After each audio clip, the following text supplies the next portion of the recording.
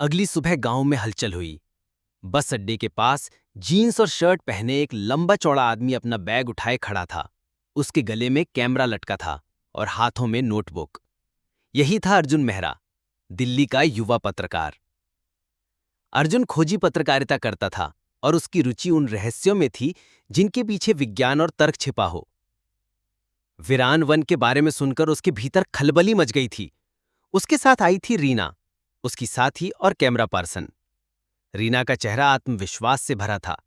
वह दिल्ली की आधुनिक लड़की थी और अंधविश्वासों को कभी तवज्जो नहीं देती थी। रीना ने हंसते हुए कहा, तो ये है वो डरावना गांव। यहां तो लोग हमें देख तक ऐसे रहे हैं जैसे हम किसी और दुनिया से आए हों। अर्जुन ने मुस्कुराते हुए जवाब दिया, यही तो मजा है रीना। जब तक डर नहीं होगा, सच्चाई सामने नहीं आएगी। गांव वाले पास खड़े होकर आपस में बुदबुदाने लगे।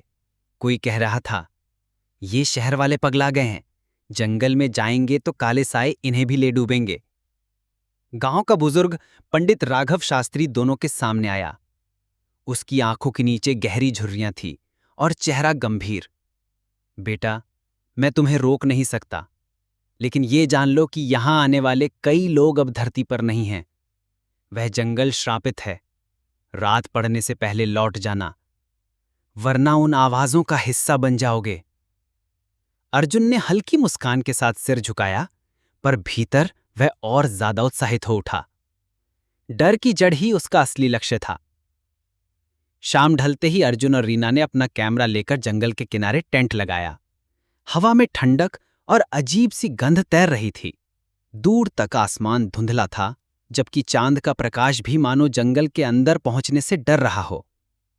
रीना ने कैमरे को ऑन किया। यह है वीरान वन, वह जगह जिसके बारे में लोग कहते हैं कि यहां आत्माएं रहती हैं। हम आज रात यहीं रहकर देखेंगे कि सच्चाई क्या है। जंगल की हवाएं जैसे उनकी रिकॉर्डिंग पर खुद अपनी मौजूदगी दर्ज करा रही थीं। अचानक पास की झाड़ियों में खड़खड़ाहट हुई।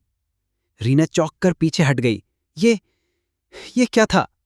अर्जुन तुरंत कैमरा घुमाता हुआ बोला, शायद कोई जानवर होगा, डरो मत। पर कुछ ही क्षणों बाद टेंट के बाहर से धीमी, दर्दनाक महिला जैसी कराह गूंजी। रीना के हाथ कांप गए। ये जानवर की आवाज नहीं थी अर्जुन।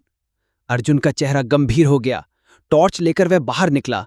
टॉर्च की रोशनी जमीन को टटोलते हुए आगे बढ़ी और अचानक सामने मिट्टी पर ताजा खून के निशान दिखाई दिए, जो जंगल की और गहराई में जाते थे।